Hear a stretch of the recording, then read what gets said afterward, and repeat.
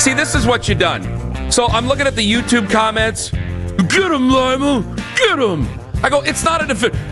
Carrying water. Kenny Haslam over there carrying water. It's not a defense of the Browns. It's policy of the NFL. It's policy of pro sports.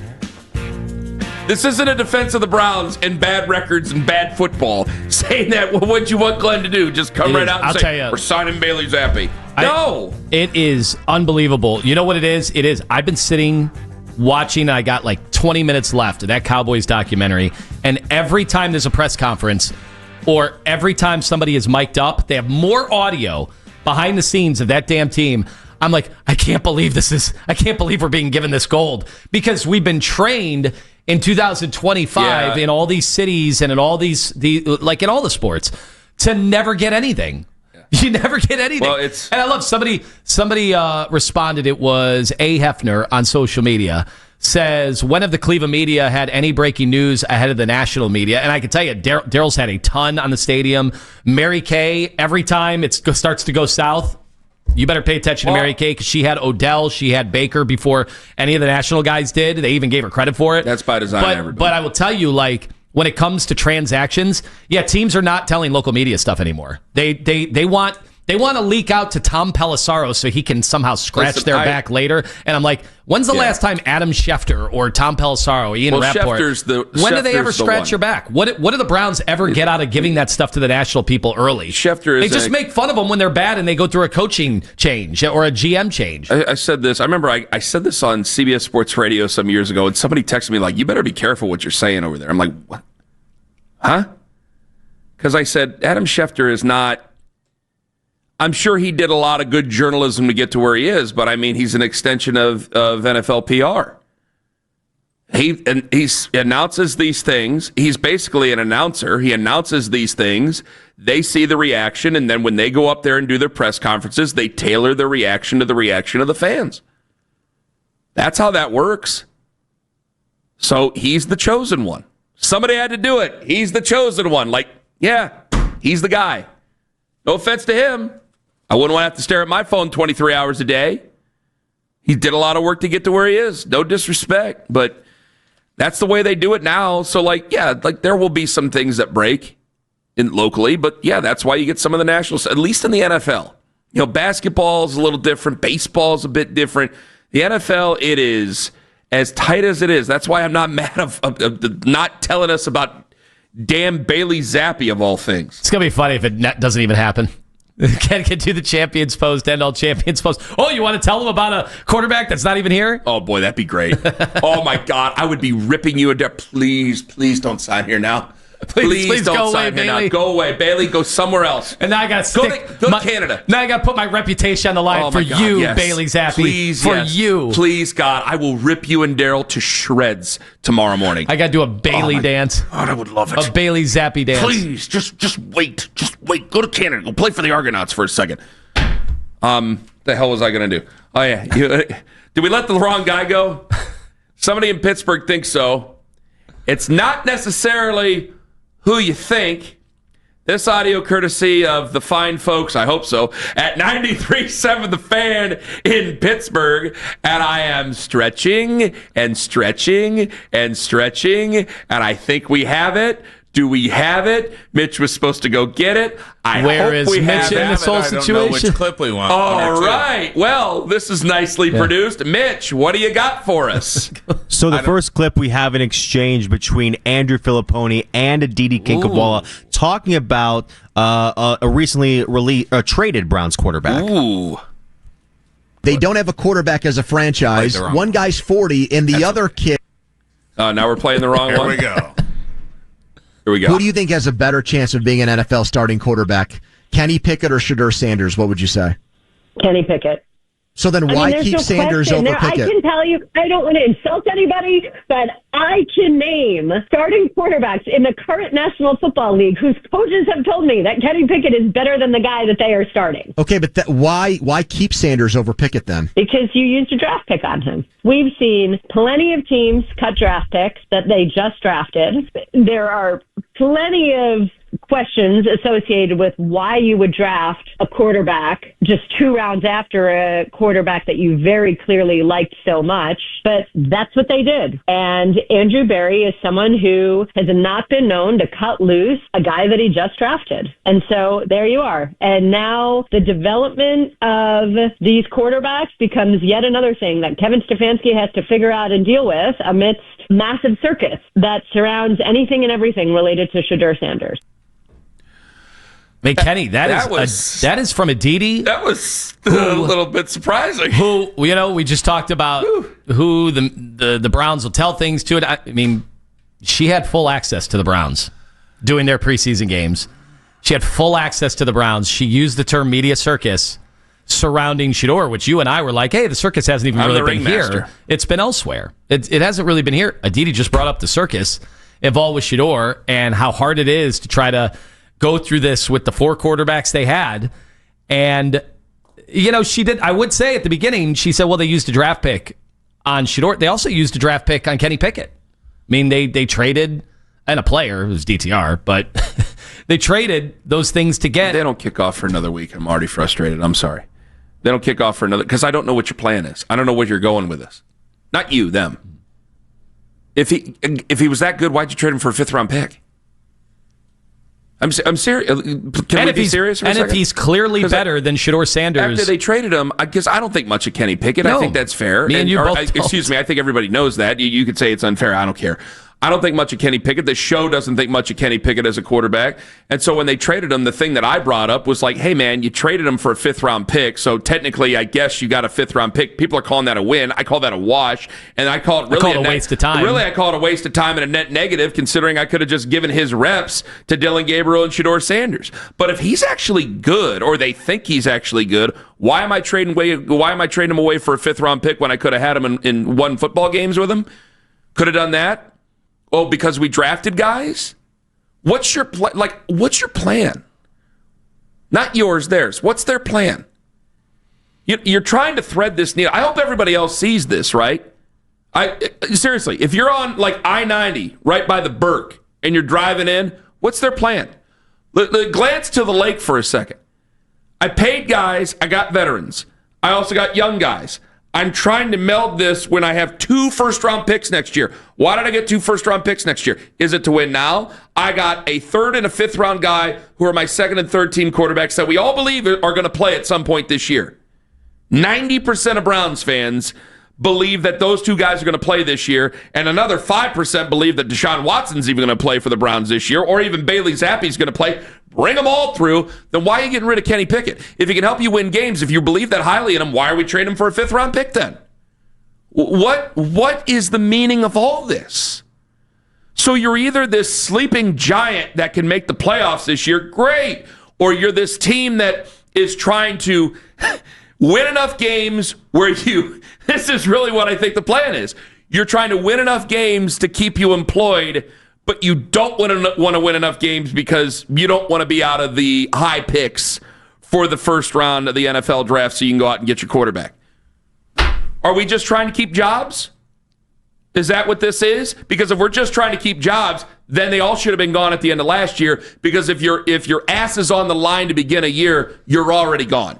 You know it and I know it. We've done this before many times. We did it with Mike. We did it with Hugh. We did it with Name Your Browns coach. I mean, when you're on the line to start a season, you're already gone. They're already thinking about it because it usually doesn't go our way. Sometimes it goes a coach's way and they keep them. Like you've seen that in college football, and then they just get rid of them when they have a bad year the year after. But in the NFL, there are guys that get that close to the bandsaw here and there, and they become great coaches. Usually, though, you just get fired because when you're talking, you keep bringing up the America's Team documentary. See, the winners get to tell the history. That was a dynasty there. I'm not talking about the thousands of losers who have come through that have not been good. Okay, we'll give them a year, and then they're fired by week 6.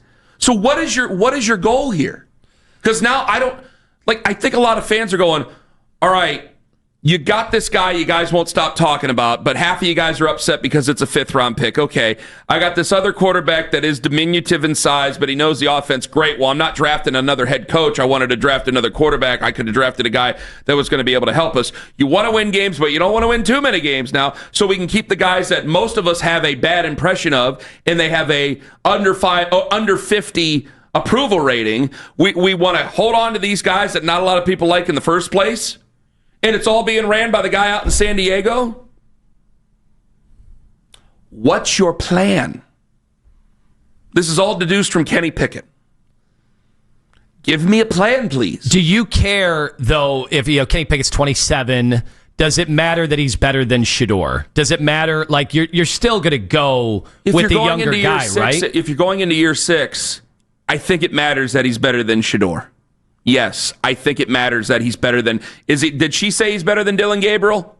She did not say that. Was she willing to go that far? But she said there are other coaches in the NFL that said that Kenny Pickett have told her, and Aditi, she's not known for. I mean, she's never going to lie about this. Aditi's not going to lie. Yeah, so I guarantee you, she's. But she didn't necessarily say head coaches, did she? But she said there are coaches in this league that think Kenny Pickett is better. They think Kenny Pickett is better than their starting quarterback. Then why weren't people trading for higher than a 5th-round pick for Kenny Pickett? Are we all interested in winning, or are we just getting ready for next year? Who are the other coaches in the NFL? Are they the other teams that are in the race for Lenore Sellers, Kate Klubnik, that could be part of et cetera, et cetera? That they're in transition with their situations, just like we might be in transition with ours. We're starting a 40-year-old quarterback in week 1. We're in transition. I think we all can admit that, right? I mean, Kenny Pickett in so many ways becomes a definition for the circular plan that they have that just is a dog chasing its own tail for this year. Is it not? 216-474-0092. What should the plan for the Browns be? I'll ask you guys that. 216-474-0092. Can you guys make sense of that audio? If he's that good, then why are we giving him up for a 5th-round pick? Why didn't we give up somebody else? If he's that good, if he was going to end up, if he was like in line to maybe be a starter, why are we getting rid of the guy if our plan is to win football games when we're going into year 6? 216-474-0092. It's nonsensical. I want to play this Aditi audio again. This is Aditi. People are lined up to get in. I'm going to get to you guys here in just a moment. I want to know what the plan is, because if they were sitting on if they had another quarterback that was a sleeping giant, I'm going to take my bottom lip and I'm going to stretch it over my face, and that's going to be the end of it. Here's Aditi on 93.7 The Fan in Pittsburgh. This is an argument about Kenny Pickett. Who do you think has a better chance of being an NFL starting quarterback? Kenny Pickett or Shedeur Sanders? What would you say? Kenny Pickett. So then why keep Sanders over Pickett? I can tell you, I don't want to insult anybody, but I can name starting quarterbacks in the current National Football League whose coaches have told me that Kenny Pickett is better than the guy that they are starting. Okay, but why keep Sanders over Pickett then? Because you used a draft pick on him. We've seen plenty of teams cut draft picks that they just drafted. There are plenty of questions associated with why you would draft a quarterback just 2 rounds after a quarterback that you very clearly liked so much. But that's what they did. And Andrew Berry is someone who has not been known to cut loose a guy that he just drafted. And so there you are. And now the development of these quarterbacks becomes yet another thing that Kevin Stefanski has to figure out and deal with amidst massive circus that surrounds anything and everything related to Shedeur Sanders. The other side of this, that audio courtesy of our sister station, 93.7 The Fan in Pittsburgh. The other side of this is that if Kenny Pickett is better than Shedeur, maybe Shedeur is just garbage, and we just haven't seen it yet. We're hoping that there's some sort of get-out-of-jail-free card with our franchise that we can get past on a rookie contract with a young quarterback and not have to deal with the dead cap hit left over by Deshaun Watson. Where there was more videos of him, by the way, yesterday. He is more looking workout spry. videos. It's body shaping with Galad every single day on Twitter. Right there on the beach? Yes. Lord. It's him, Quincy Avery. Every single day. Here's another video, Ken. They're just out there going through calisthenics every day. Meanwhile, 88% of fans polled by our station right now saying, nope, don't want to see him ever again. I'm telling you, I think they see that. They had to have seen that poll and Quincy Avery and going, fix your wagon. Here you go. Anyway, I mean, if you're saying that Kenny Pickett's good, again, what's your plan then? What is your guys' plan? Because it's nonsensical in so many ways. Like, if you're going to do it, I hate tanking. I hate it. I don't think it works.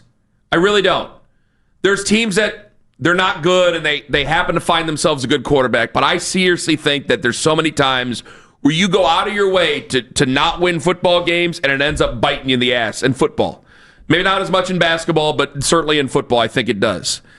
And I hate it, but man, if you're going to go one way, you got to go one way. This is such a weird, like, you're trying to win games, but you're not trying to win games. We're getting ready for the future, but we're not getting ready for the future. You brought in Kenny Pickett. You took away some reps. Okay, but if you thought that he was going to be like a line and a starter, like we had Andrew Siciliano yesterday on the preview show, and I disagreed because he's like, well, they trade him for a 5th-round pick. You kick the tires on him. It's a net win. And I'm going, really, I don't know if it's a net win because I didn't think he was going to be a starter. And there was a brief conversation where me and some other people were going, well, he might have been in line to be a starter had it not been for the injury. And I'm thinking, okay, but it's still a hamstring injury. He's going to come back. It's not going to be Dak Prescott bad where he has to get surgery. At least that's not what we heard. So if he's in line to be a starter at any point sooner than later, or he could have actually won the job, why are you trading him? Could it be, Kenny? And I am playing devil's advocate here. Arguably on the line. Because you and I have the same feeling on him in general and what his ceiling is, and we didn't understand bringing him in to begin with, especially when a month later they go and get Joe Flacco. We didn't understand what that meant. Is this, devil's advocate, is this them understanding they've got to simplify, declutter the quarterback room because it didn't work out? Like the way, and I know camp is different from the NFL, NFL actual regular game, week preps, week in and week out.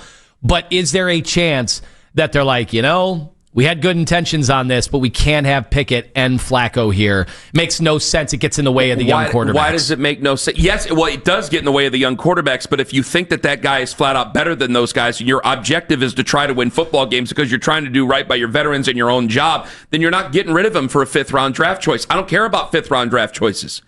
I don't care about him. You may use another 5th-round draft choice for Amari Cooper at some point, but you traded him for a reason. And when you first traded him for him, remember, he's the first guy in the room. So there had to be some intention to start the guy. So you're telling your fan base that Dylan Gabriel is better and Shedeur is better by getting rid of him for a 5th-round draft choice. That's what you're saying. So if he goes out and he ends up being a good quarterback for the Raiders, then you have to answer for that. Because if Joe goes out there and the wheels come off the way they seem to do at the beginning of seasons after the beginning of seasons for Joe, and you don't get much out of Dylan and you don't get much out of Shedeur, and then you have this albatross of a quarterback that's basically a body shaping video every single day, then you're going to have to answer for that. Someone's going to have to answer for that, or the fan base is going to go nuts. Or they're just going to tune you out, which is the exact opposite of what they want. So you better figure something out, because I hate doing this, because I'm supposed to come up with a damning opinion on everything at every single point doing this, and the only thing I can do is ask more questions. And I'm not saying anything by asking more questions because I'm frustrated. Over Kenny Pickett, of all people. When Aditi says that, Aditi talks to coaches. Aditi is no liar. Now, I think that she does like Kenny Pickett. I do think that. And there might be some, I'll say, confirmation bias, because if I have a thought and an NFL coach texts me during the show and says, hey, Ken, you're right about this and Anthony's wrong, especially that, because I love arguing with you. But if they say that I'm right about something, I'm gonna run with that as fast as I possibly can.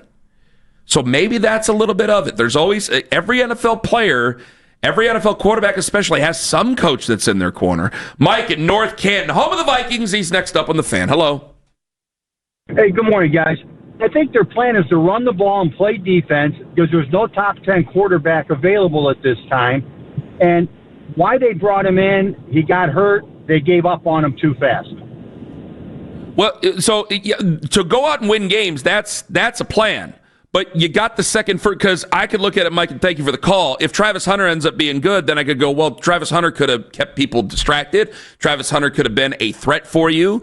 If you have these 2 first-round picks, like, it seems like that's insurance where, hey, if we win enough games, then we can still use these picks to move up. But they don't really do business like that.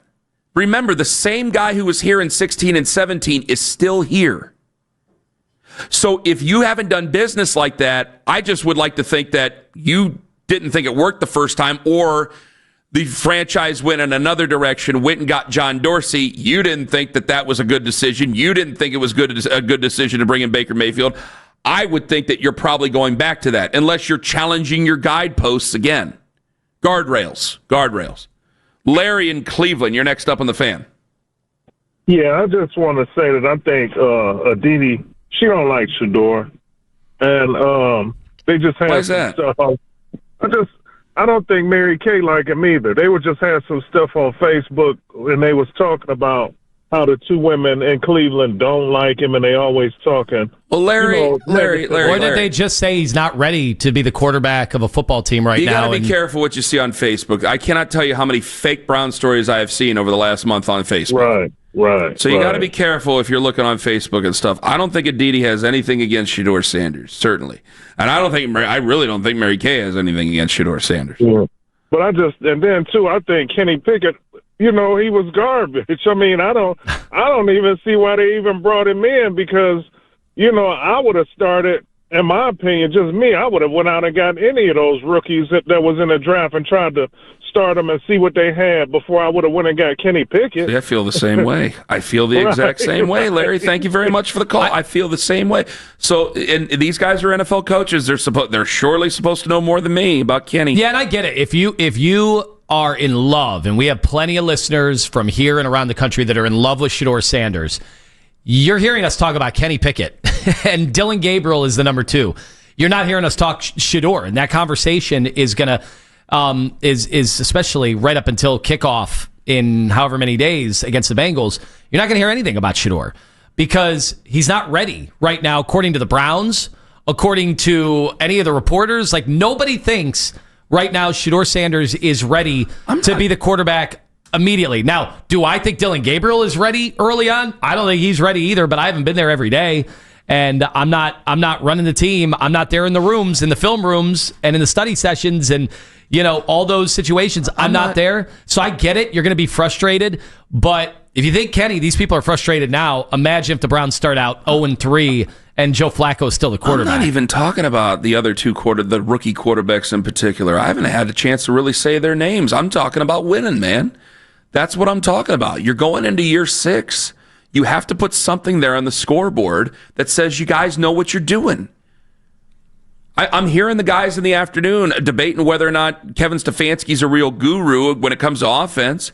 And there's plenty of reasons why you would say he's not. And then outside of Cleveland, there's a bunch of people, he knows his offense. He knows what he's doing. Yeah, definitely knows what he's doing. I don't know. A Browns fan would look at it and go, well, I don't know. Do they know what the hell they're doing? Do they know it? Because it just seems that people just blame the Browns for ineptitude. Well, if they're part of the ineptitude, then I'm sorry. It's blamed right on you now, isn't it? 216-474-0092. I mean, if you're telling me that it was worth it because he could have started, then why are you trading him for a 5th-round pick that you might not even be able to use? Because you will no longer be employed if you lose that many games. Let that sink in for a second. If part of the argument was, hey, it was fine to bring in Kenny Pickett, it was fine to take away reps from the kids. Why? Well, he could have started. Then why are you trading him for a 5th-round pick that you might not be able to use? Eric in Akron, you're next up on the Fan. I think the plan is to keep expectations low so that way they keep their jobs. So if Kenny Pickett really... That's what I do every day. Yeah. I think if Kenny Pickett really was, quote-unquote, better than all the other quarterbacks in the room, well, they can't be having that. They got to get rid of that and keep expectations low so everybody thinks Andrew Berry and Stefanski's a genius. They just have bad talent and a bad roster. Eric, it can't be that. Tell me it's not that, Eric. I sure hope not, Ken. I really do. Oh, God, Eric, thank you for the call. Jay in Akron. Jay, hello. Hey, morning, gentlemen. Hi, Jay. I believe that Kenny Pickett was just an insurance policy. We looked at our roster early in the year, and Deshaun Watson was literally the only quarterback on the roster. As soon as we got Joe, Kenny was expendable. And my second thought is I think Shedeur Sanders is our 2026 draft pick. That's the only reason they're stashing him so hard, keeping him in bubble wrap. We took a flyer on him. I figured they get him in-house, get him in camp, put a year of training on him, and let's see what happens next year. What if they lose? What if they lose their jobs? What's going to happen? Then the same thing that always happens. Blow it up, start over again. So if they keep their job, say they win, how many games do you think they're going to win, Jay? I think they're in the hunt in October. As long as they're on that graphic, that's all that matters. Really? Okay. Because I was expecting you to say 5 wins or something like that. No, we're going to be in the hunt because honestly, I'm looking at the state of the league. What is the real difference between Pittsburgh and their old quarterback and us and our old quarterback? Are our rosters that dramatically different? I mean, I've said that, for how many years between us and Pittsburgh? What's the difference? Well, the difference at the end of the year is always like 5-6 wins. Well, Jay, it seems like they always true story. Find a way. Do you think they're in the hunt in October with Joe Flacco? With Joe Flacco, yes. If Joe turns into a pumpkin, then yeah, we're gonna do the Dylan Gabriel, Shedeur Sanders. Let's see what Bailey Zappi disappointment, whatever that is. But I feel like as long as Joe is upright, we're in the hunt. I'm not trying to trap you on anything, Jay. It's because I just think I'd like to think the same way you are, Jay, and thank you for the call. I just think we keep running into a wall here. I know we got to get to about last night. Just let me say this extremely quickly, as quickly as I possibly can. If you're in the hunt with Joe, and you're in the hunt with Joe in October, well, Joe's 40 years old. So there's really no future there unless you can convince yourself, and he can convince himself he wants to play at 41. Maybe he does. But are you really going to drop the enticement of this rookie class that looks, as of right now, that it's going to be good? I don't think you're going to be able to do such a thing. Are you going to be able to hold on to Shedeur Sanders even if you do keep your job if you only win 5 games? No, you're going to want to go after one of those rookies because the enticement, as of right now, it's just too great. So these are the best intentions for everybody, but we keep running into walls with real life.